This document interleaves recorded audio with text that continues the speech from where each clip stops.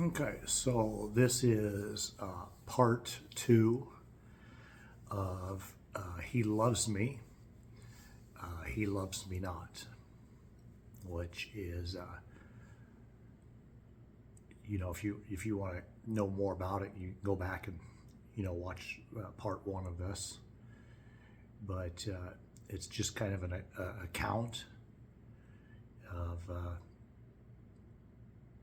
I guess, my history growing up. And where we left off on video one, we were just about ready to leave Hot Springs, Arkansas. And so that's where we're going to start off here. So, I think I've said this before, but I don't know how long I'll be able to make these videos. I'm in a very unique situation right now, mental health wise. That it's kind of like the perfect storm that's, I guess, allowing me to do this. Not to be too high and not be able to do them, and not too low and not do them. But I'm actually straddling right now. Mixed episode is what we came to figure out what it was, and I don't know if there's any other point in life when I've been able to do this.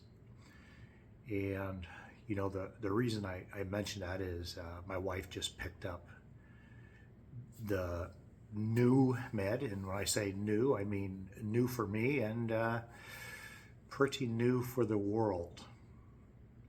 So if that didn't make dollar signs go off in your head, I don't know, what will. But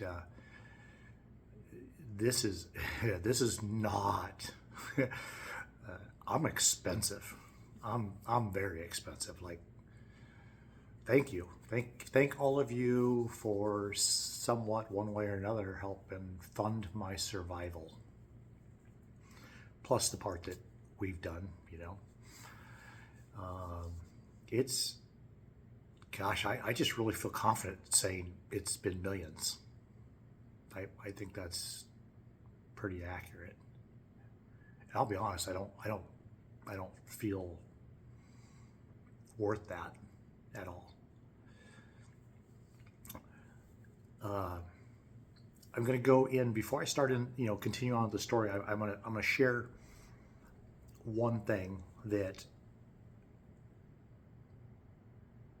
is going to be achieved out of this. Okay. Now, I don't want everyone to get freaked out. I don't want anyone to think anything. That's it. I'm good. I'm good. Perfectly fine. But a lot of people, when they're going to do this, at least if they're not an asshole, like my dad. No, I don't know. they leave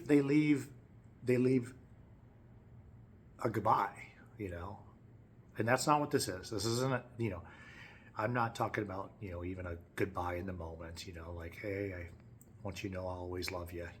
That's probably a little more like a suicide type note. But with what I've shared before and my constantly evolving health and whatnot, what I feel is my failing memory,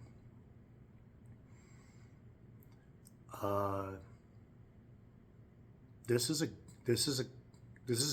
This is a good opportunity to be able to leave.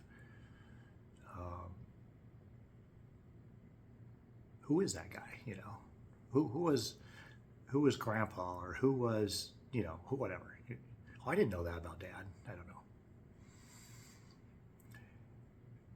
So, and I mean, it's kind of a perfect opportunity, because I would assume YouTube will hold on to this for probably forever, and probably AI will memorize it and sell it and become it or something. I don't know. But no, it's there. It's a living document. because who I shouldn't say who doesn't, but I've been here, so I can say one of the things you think about is when you're gonna die is, how will I be remembered? For what things will I be remembered?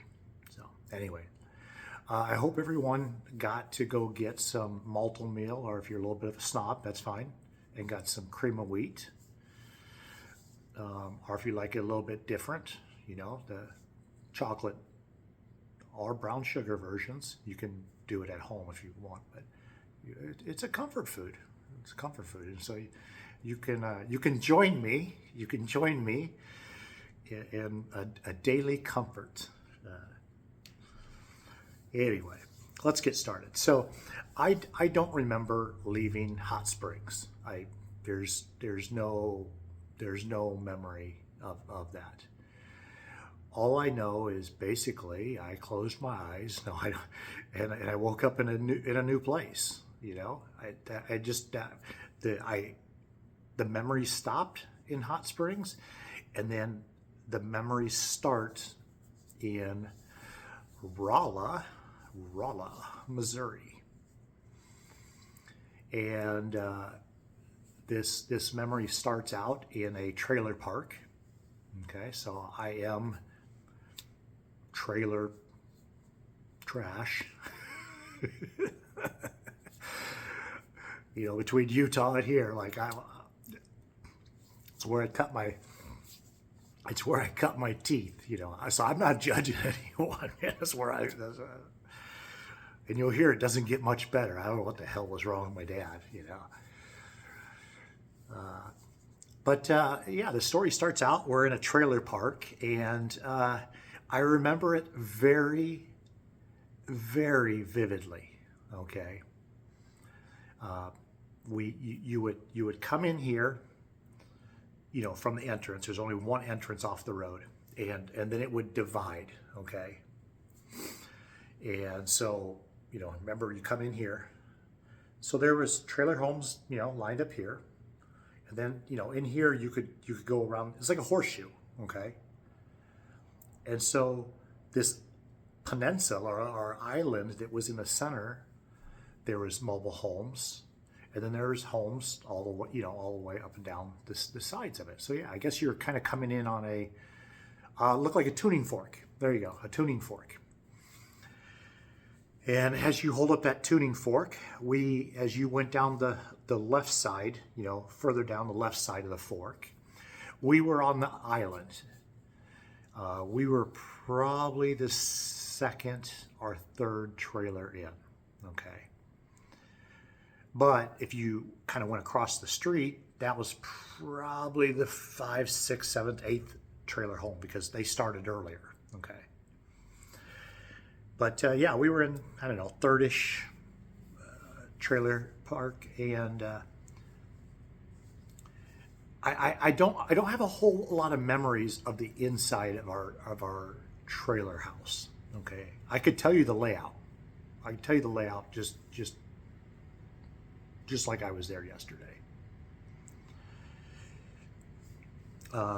Dad was going to college, and so he, I would assume, picked a degree or major, whatever you say, for electrical engineering. And so he was going to the University of Rolla. And we lived in this trailer home, me, Dad, and I'm going to use a name here, okay? I have not shared any names that I know of in this whole series I've done so far. But I'm going to share a name because nobody knows this person. Anyway, so this guy had a really cool name. His name was, let's see if I, Zute. Yeah, so I guess like Z-O-O, Zoo, and then like maybe T-A, Zute. And I don't remember much about Zute other than when he would cook, he would stink the house up, not in a bad way, just in foods that I wasn't familiar with. The smells are different. I don't remember ever eating any of it, but I do remember the smells. I want to say he was going for something in engineering too, but I can't say that 100%. But I feel like I saw papers of his with a lot of numbers and alphabets on it. So, but I don't remember anything more. One weird thing is we did not own a vacuum cleaner. Okay. And so just to fill everyone in, remember shag carpet, remember the 70s and 80s? Hey, well, we had some of the finest brown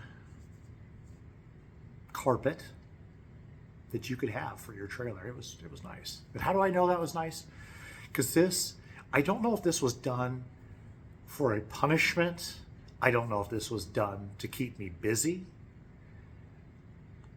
I don't know. But I can remember lots of times vacuuming the carpet, all of it, hallway, living room, bed, yes, with a brush that you would brush, that you might brush your hair with.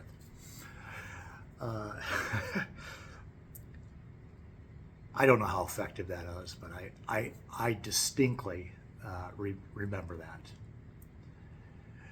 that. I do have memories of, while living in the trailer house, of getting pretty extensive, probably kind of leading into the first beatings with the belt, and sometimes with branches or whatever, sticks or whatever. And other memories I have, let's see. I'm going to share this one. It's not important, but I'm going to share it because it's absolutely crazy. See, Dad was, I assume he worked, because like how else would you pay for the trailer home, and he went to school, which is, and then here's me, and well, just me, I guess Zute might have paid for some, but anyway, there was nobody watch me. Okay. I when I was listening to those things off of inside the trailer, I pretty much have no memories of interacting with my dad other than the receiving end of a belt. But I do have extensive memories, hours and hours and hours and days on end of being outside. I lived outside. And so I was exploring, this place, and there was like this lagoon at the bottom of the tuning fork, down here. This was all lagoon, and like stuff you put into it. I had a bicycle, but anything you put into it, it would like, it would eat it. So it was pretty scary.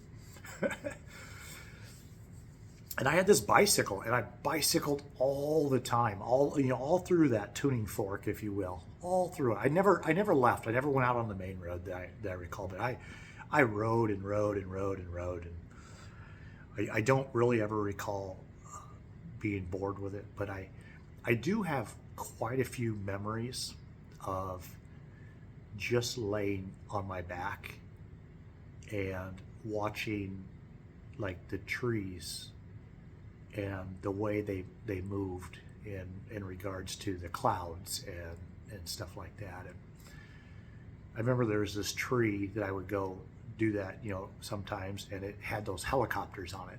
And so there was that. But there was a tree in particular, and I'm doing this out of order right here. There is this tree, and I climbed them. I climbed trees. I had what else was I supposed to do? I was bored. But there was a tree, and it kind of did this a little bit, So you kind of had to pick a main side to go up, and I'm climbing this thing, I'm just I I got more courage than smarts. And this particular evening, uh, I slipped, and that tree was a V, and it came down. It came down to zero, you know. And I slid down that thing, and my my well, my bottom lip too, but my upper lip flipped up and was like kind of, at my nose, and it just destroyed the inside of my mouth, and then my gums where my teeth were, and I had some other cuts, but my face and head and back of my head getting wedged in that deal and stuck. And I remember going to the hospital and everything else. It hurt. But anyway, I jumped ahead in saying that. You guys don't need that detail. This is for me. So remember the bicycle, and I'm biking around, and well, you do that long enough, and you start making friends with, you start meeting people in the trailer park. That's what happens. And about the second or third house in on the left, okay, trailer house in, was a lady with a small child. And I want to say around two-ish. And I don't know, I might have been 5 or 6-ish. I don't know, somewhere there. Remember, I'm bad at calendars. And, well, it wasn't too long that there's like nothing else to do. So now I'm playing with this little baby, this 2 or 3-year-old, And it was fun. It was something new to do. And, well, next thing I know, I was being invited in, which is funny because that wouldn't happen nowadays. But I'd go in and play with what would become my brother. And then, of course, you're already there. And I don't remember there being TV, but I do remember getting fed. Be like, hey, you're here. And, well, this ended up being, quite a frequent ordeal, going over to her house. And I don't know the exact timeline. I think she was pregnant at this time. She almost, if you follow the timeline, she almost had to be pregnant, because it wasn't very shortly after, well, Dad's coming over to come get me, like, hey, it's time to come home or whatever. And next thing you know, he's eating grilled cheese and peanut butter and jelly sandwiches over there. And next thing, they're disappearing behind doors, if you know what I mean. And maybe he was teaching her some of that new stuff he was learning in school. I don't know, Maybe he had a formula. But yeah, so I don't know that I have a whole lot more memories in the trailer park, but that's how Dad met my stepmom. And like I said, she only had 3 children, so one was already popped out. I assume the other one had to be, I don't remember there being a baby, but I don't know, somewhere in there. Either there was a baby just out, or she was carrying a baby. But they end up hitting it off, and next thing we're going to do is we're going to fast forward, because once again, I close my eyes. I have no memories. And then we were looking for a place to rent. Maybe because we wouldn't fit in her mobile home, and maybe she didn't want to move in with her kids into our mobile home with Zute. I don't think it was any bigger anyway, but yeah. So they found a place, and I actually took my current wife and I think some children to this location. And I'm like, I think it's this right here. It should be right here, And I could find it in that town. I had to drive around. I'm like, okay, where's the high school? Okay, where's the high school? So I'm driving around 40 years later, and I found the location, and it was pretty cool. So, but I don't think I ever found the trailer park, because I think that was just outside of town, and who knows which direction. And but so my first kind of memories of this place, this little house, is the lawn wasn't mowed when we moved in, or whatever you want to say. I mean, it was tall. It was ridiculously tall. Like, you wouldn't be able to even mow it tall. Like, I don't know, 2 or 3 feet tall kind of thing. And I remember that. And this particular house is definitely where the intensity kicked up, or whatever, ramped up. And so we moved in there, and what's really funny is I thought about this for years, and the house has been torn down now, so I wouldn't be able to find out now. But it's so weird, because I know the entire layout of the house, but there's no parents' bedroom. I got no parents' bedroom in it. It's like it's just deleted off of my memory. I have no idea where they slept. And the funny thing is, every single room is accounted for. I can tell you what's here and here and here and here and here. I can tell you that we were poor. We were extremely poor. And being poor back in those days was a lot different than being poor in these days. And I feel I can speak, and I think I can speak kind of loudly, if you will, or confidently about this topic, because I've experienced both. So I think that gives me the right. So we were on kind of the equivalent of food stamps, or whatever it was.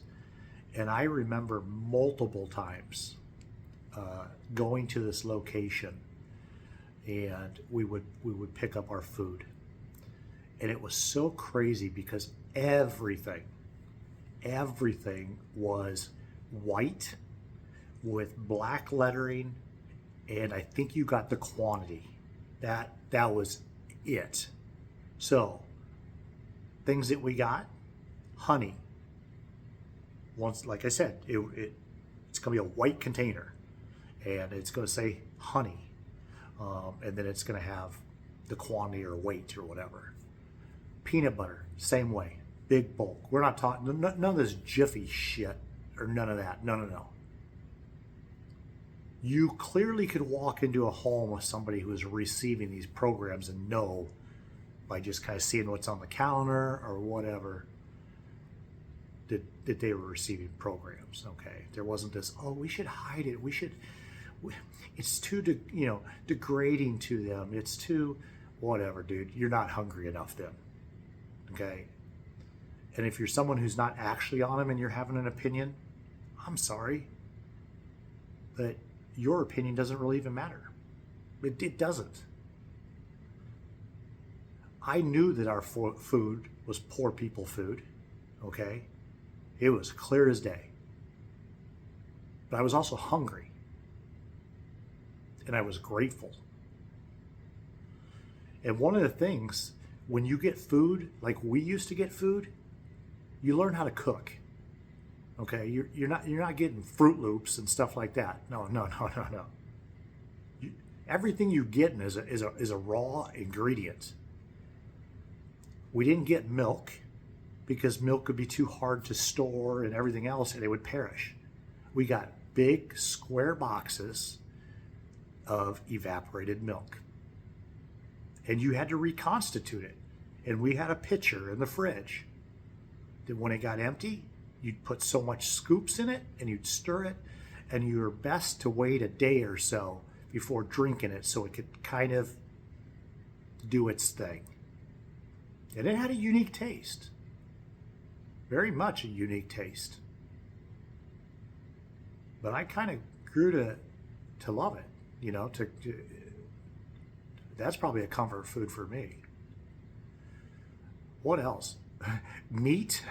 Meat would be whatever it is. It would be wrapped and it would say beef weight, the weight of it. Pork or chicken or human. I don't know. Everything. I was trying to think of what else that we got. Oh, pinto beans. Oh, they weren't in a can, buddy. No. Oh, and they sure as hell weren't a cute little bag that's got some colored writing on it like you get nowadays. Hell no. Once again, I remember the same thing. Pinto beans and the weight. It wasn't sexy.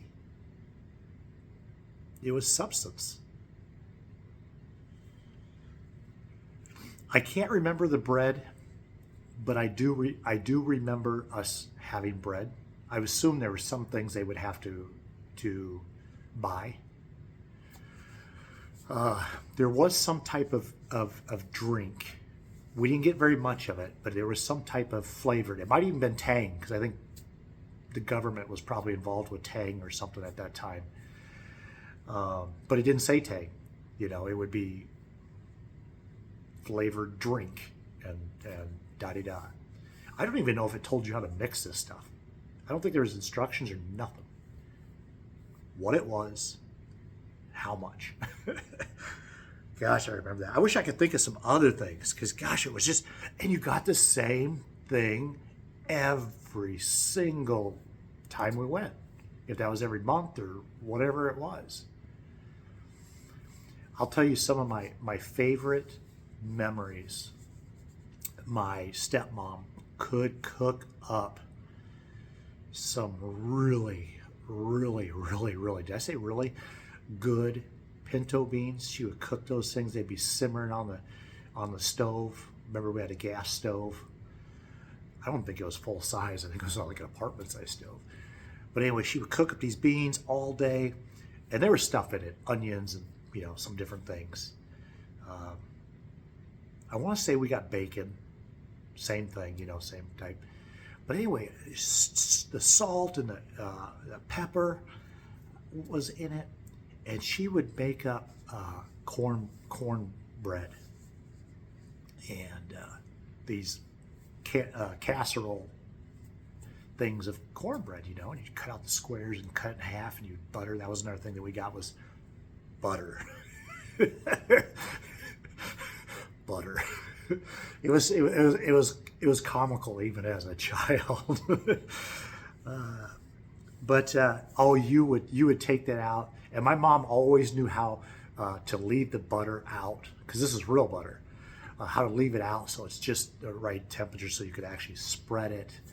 And you would cut those slabs in half, and you'd butter, and you'd get out that honey, and I don't remember how we got it from the super large container to like actually using it. I don't know if we put it in our own little container, and I don't remember, but oh gosh, that was the best. That was the best meal. And quite honestly, I don't know if I remember any other meal. I mean, there would be meals. I'm here. It's like, but man, I guess the one was so good, the rest are unmemorable. I feel bad for that I didn't remember them. I do have a memory of more than once going with Dad to college. And I remember sitting in the classes And you know, it's kind of funny because I wasn't really bored. Um, there was a lot of woodwork in this college, wood floors, and it was just wood everywhere, wood trim and wood cabinets and wood everywhere. And there was always windows towards the outside wall. And it's older, older college. I have a memory. One of my memories is sitting there, and I sat by the radiator, big old radiator, and that thing would turn on and off. These big water heating radiators, and it'd be tick tick tick, making all kinds of noise. And I was sitting there. I have another memory of one time. I don't know what it was, but I don't know if I got bored or what, but there was some type of interaction with the teacher. I want to feel like I got to go sit up by him or something. I can't really recall too much more than that. I do recall going up on the outside of the building, going up the longest set of stairs, like these just ginormous stairs that we had to walk up that probably like 500 people would fit on all at the same time as you walk up to get on into the building. I remember the day, and I don't know if this is the first one that Dad got. And quite honestly, this might actually be back when I was in the trailer house. I mean, logically, it makes more sense. Maybe before he met my mom, he was in a bind or something, had to take me to class. Maybe I went to class a lot. I don't know. But I remember the day I call it the bookstore, I guess. We went to an area inside the college, and I remember, these calculators. Oh my goodness, these are not calculators like we have today. These were, I think it was an HP or something, and it was huge, and it was ugly. It was ugly then. It was ugly then. And it had all these, so many buttons on it, and all the symbols, so many symbols, and now I know that means, maybe you push this to be able to use that symbol, push a different one to use that symbol, and on and on. But I recall that. I recall the day that he bought that, and it makes sense because he would have needed it for that occupation. And then I also remember later that day where we must have gone to the library or something after, and he's opening it up, and I assume he was, I remember him putting the batteries or whatever in it, but and then he proceeded to click away on it, and he's probably doing some of his homework. I'm sure today, if I saw the model that he bought that day, I'm sure I would recognize it. It was kind of a big enough memory for me, and it probably was a big memory from him, because I bet it was ridiculously expensive, kind of like almost buying a computer nowadays. What else do I have for memories? I had a bicycle. I guess I did it in the trailer park, so I must have took it with me. Our lawn got mowed.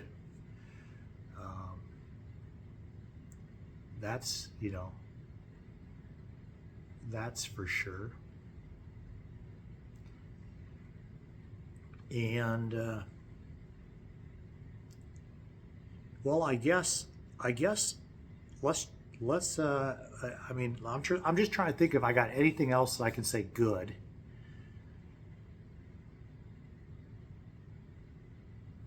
Before I go into bad. Let's go there. Let's get it out there, because this is the house. This is the house where, I mean, it became official, if you will. I think it started in the trailer park. Some of those, but this was definitely go time. So we were there for enough years. So my sister popped out. She would have been there, and I tell you, you'll probably find this hard to believe, but if you work on the math with me, okay, um, you're going to see that it's what I'm saying is it, okay? So when we left Missouri, there was 3 children.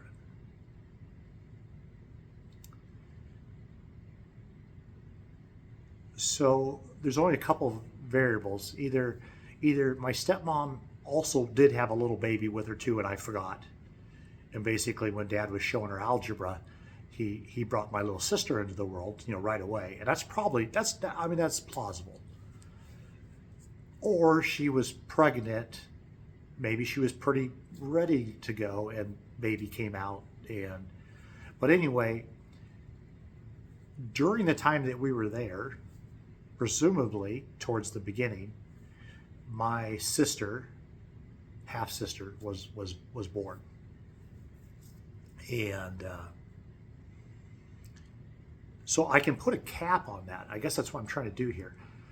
Like my little sister couldn't have been more than, I mean, even if my dad was dumb or struggled or worked or whatever you want to say, and he took 5 years to do college instead of 4. She was only, she would have only been 4-ish years old, 5 probably tops. Okay, so that's the youngest. And then me, I would say I was in school. I'm not going to be able to give a ton of information on this. I don't have a lot. I do know we were learning the alphabet, so I don't know what. I also know that this Catholic school was way ahead compared to when I went to Arizona. Way ahead, like a year ahead. I remember smelling or sniffing those markers that had the smells, all the different, all the colors. And there was like nuns running around, and so whatever that puts me at, okay, that's kind of where I was at it for at least part of it.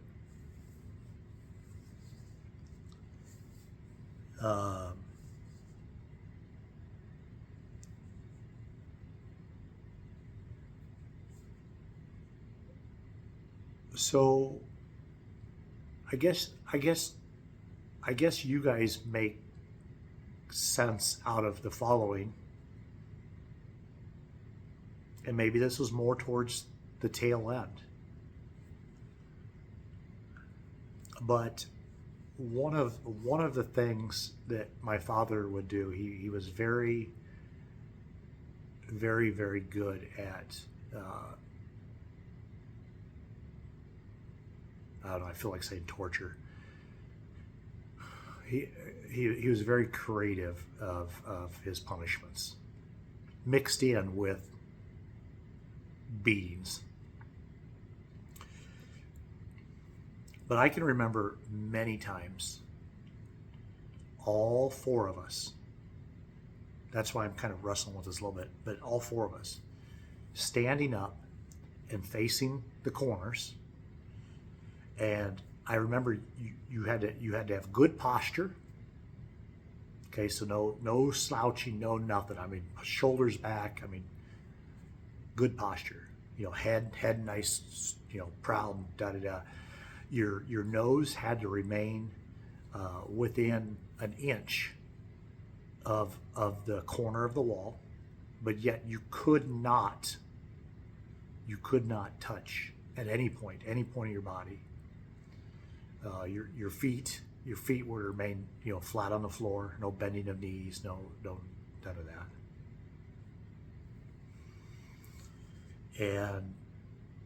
And he would do this for different reasons, but one of the reasons is just, I guess, like general pissed off at all of us. I don't know, like just kind of maybe we were all being loud or something.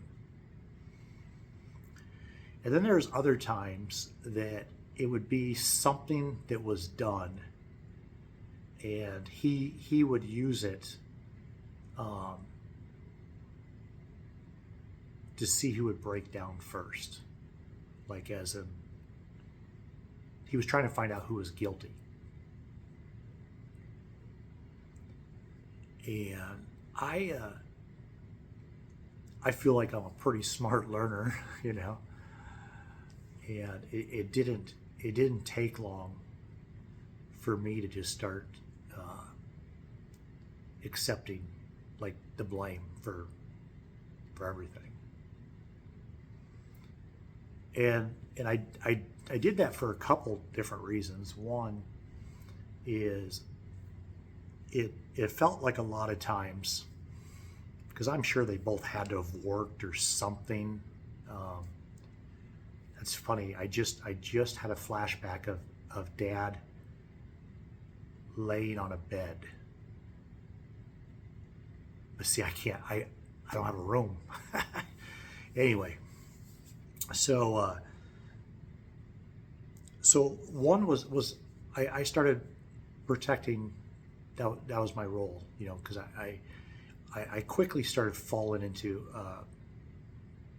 the person that was watching the kids or go get them a drink, or between the two of them that I started feeling that.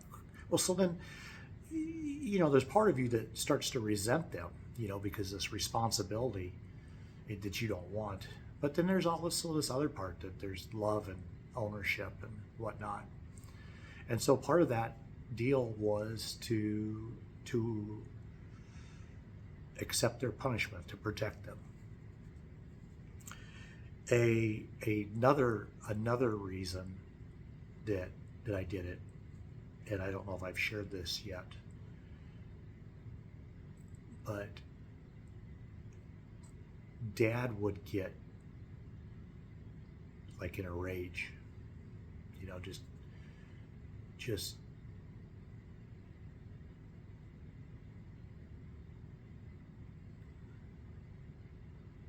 you know,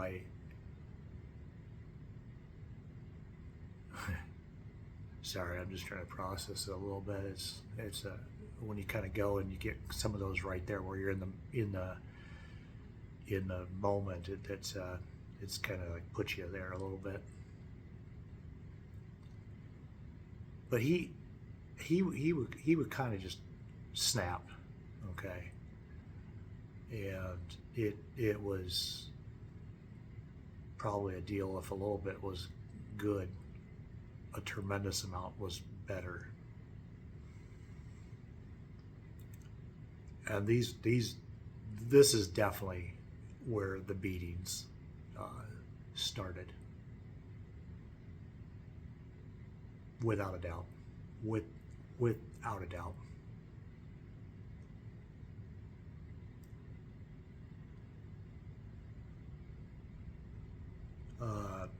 So back to and I know there was other ones, but just back to the corner type deal. Gosh, I wish I could think of some of the other creative ones. I'm letting you know, this wasn't like a bad memory to time, like we were only in there for 5 minutes or whatever the rule is now, you know. No.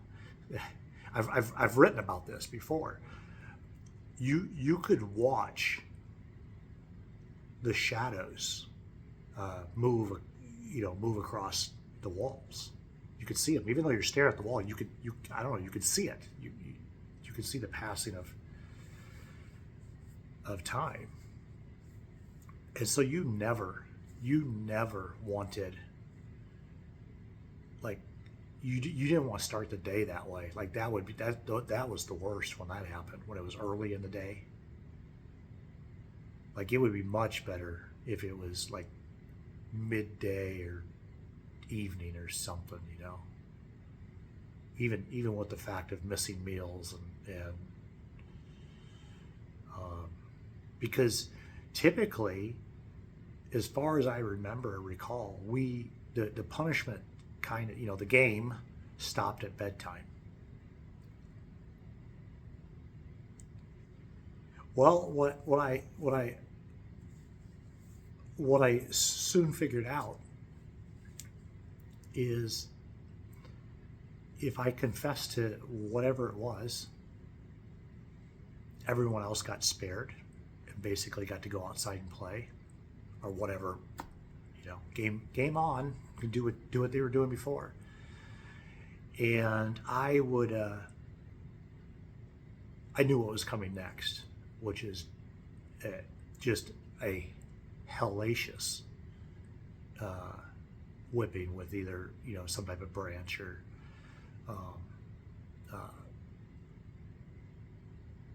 or that leather belt.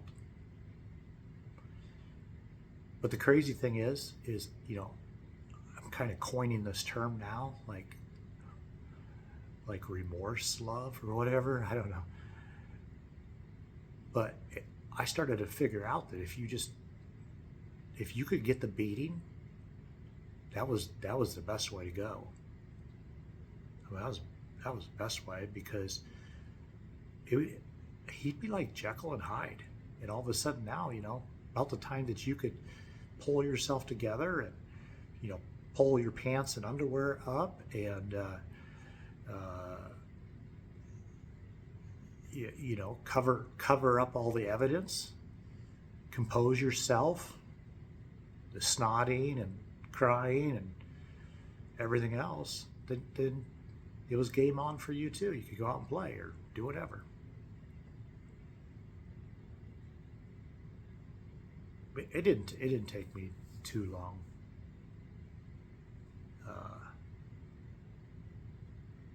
to learn that, I guess.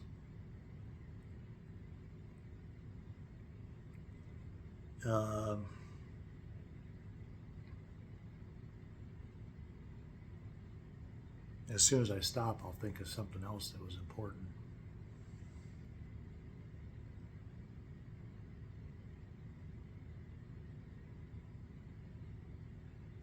Yeah, you know what? Yeah, this is like kind of my first memory of this. So why don't I just jump in with this? Because we haven't talked about bio mom for a while.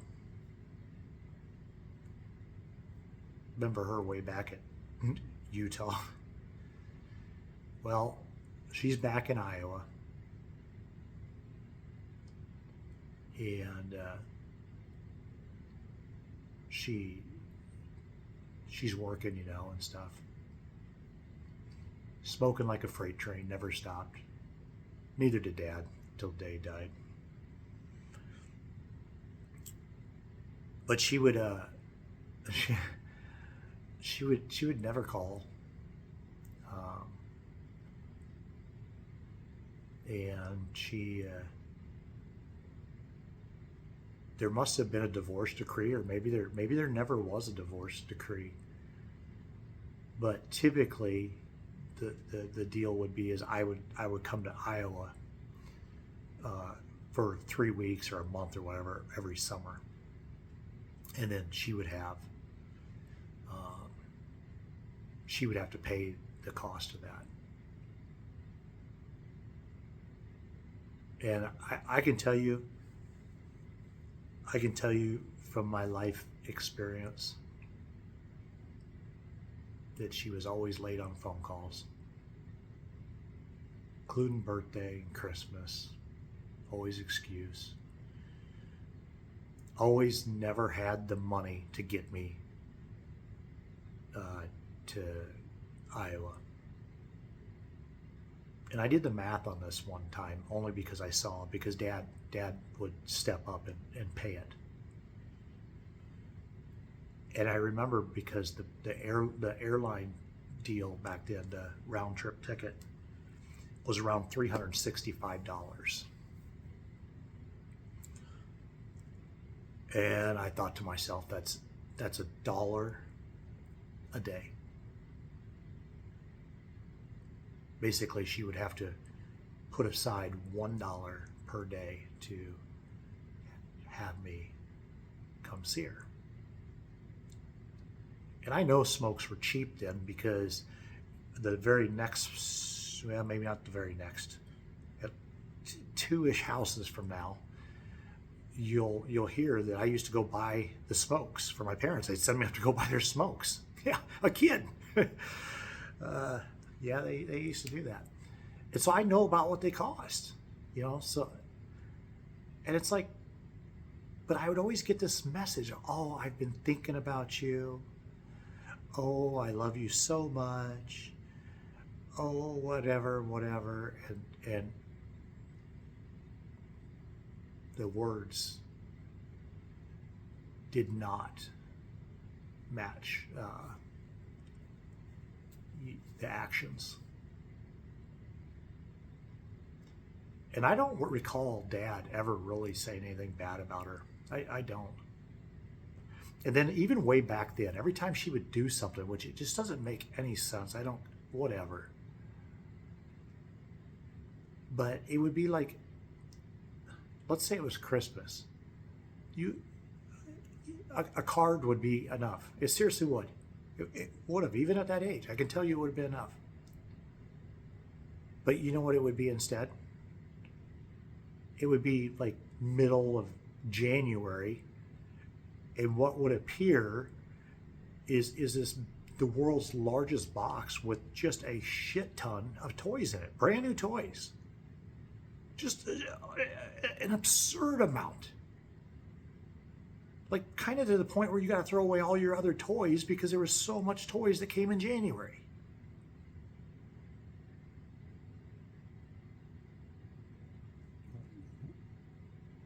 Why not send one toy somewhere around Christmas if there was so much thinking about me?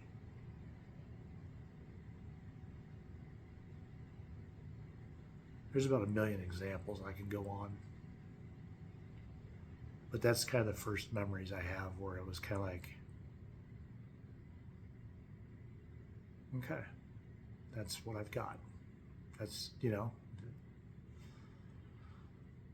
kind of a unique position to be in.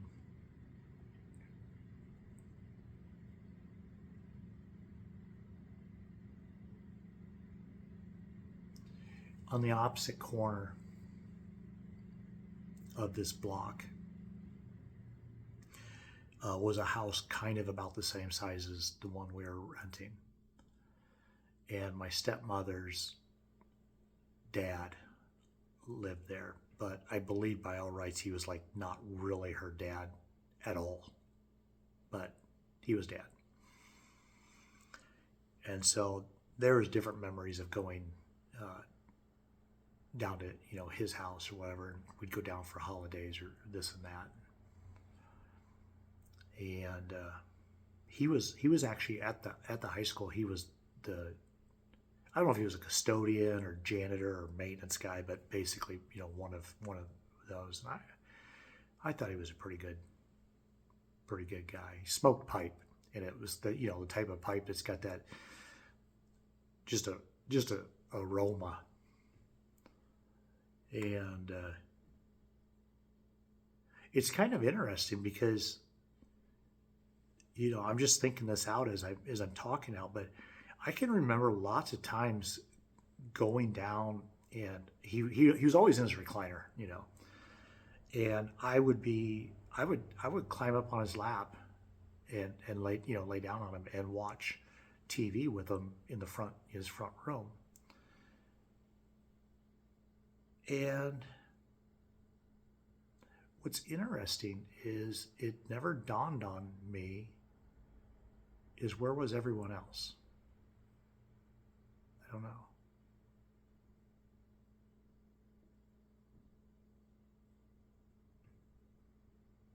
He had a wood stove. I always remember that. His house smelled like, burning wood and tobacco smoke. But we would have different get-togethers there. And I'm sharing this next part because I can tell you with every last memory and every last ounce of my body, I didn't do.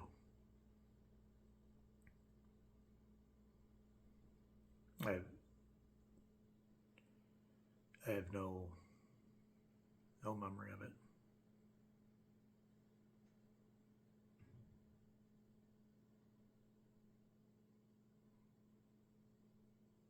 it. It's even hard for me to to talk about, because it was a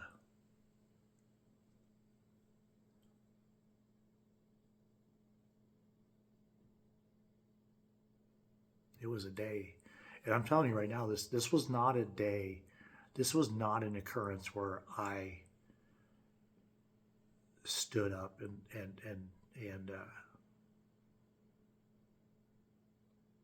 was trying to save, brothers and sisters.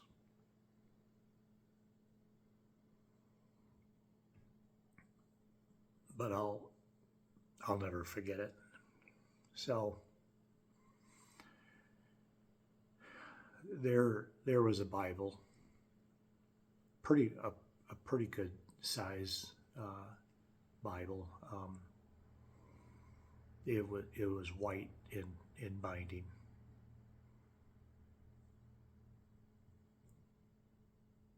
But I remember there was a fair amount of illustrations in it, throughout, just like some Bibles do.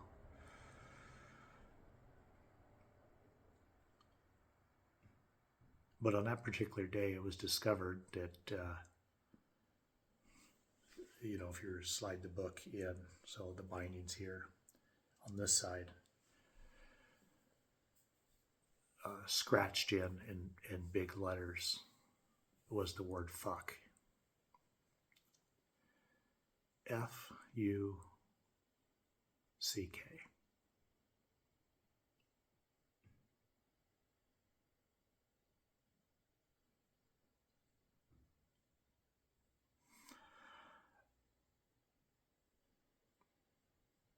And just thinking about it now, I think I would have been the last. I would have been the one least likely to do it. I had only good experiences with church, and I learned about God from my grandma taking me to church, like probably multiple times a week. And the Bible, and I had they didn't have any of that exposure. But it wasn't just them. There was other, my stepmom's other, family that day. And when that was discovered, and there was just so much, like, anger in that house at I guess Grandpa's house. There was so much anger, and then there was like yelling back and forth between different people, and all this arguing, and the shame got pinned finally on my dad and stepmom, because I did it. I didn't do it, but that's what it came to.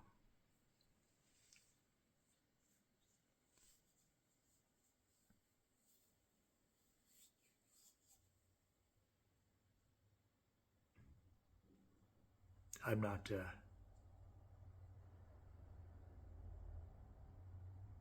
I'm.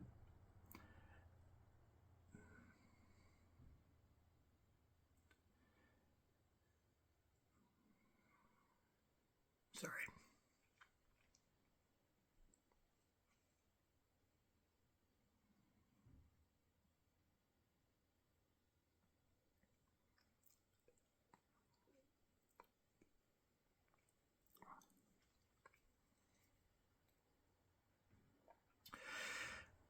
I'm not going to share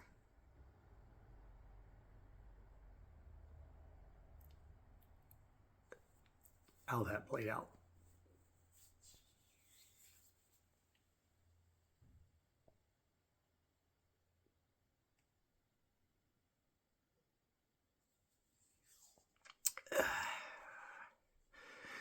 I'm not really ready to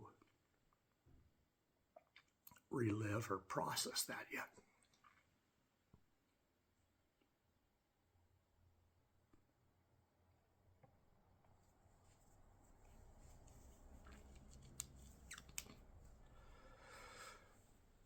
I will tell you, it was very confusing, to be completely innocent.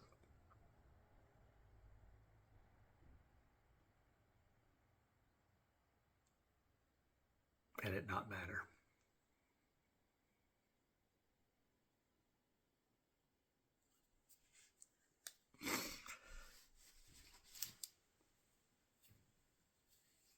I'll just tell you, on that day, on that day, it got ratcheted up, and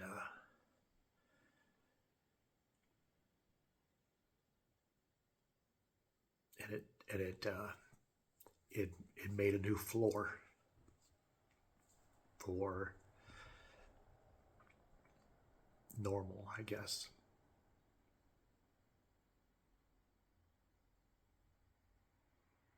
And from then on out, I would have killed to have anything before that.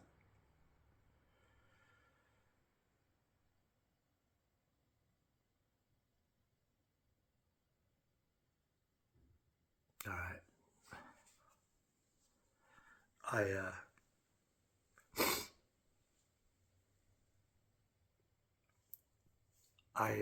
I'll think about, before I do my next one, if there's any more Rolla stuff.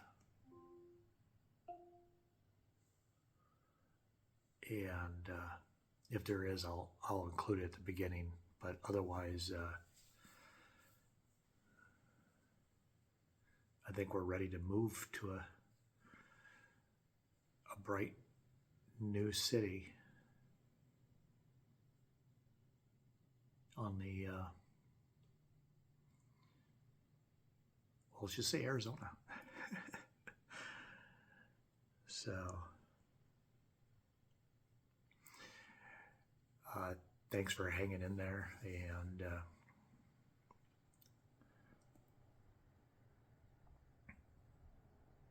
I don't know what you're supposed to get out of this one. Maybe you get something out of the food stamp stuff, or maybe you get something like how not to climb a tree. Gosh, that hurt.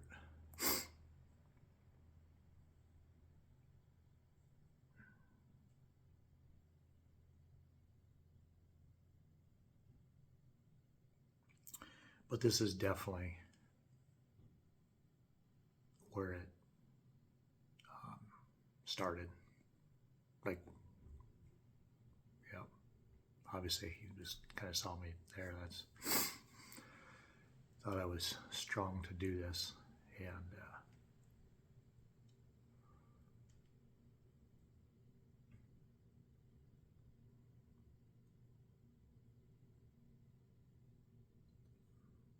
some of that stuff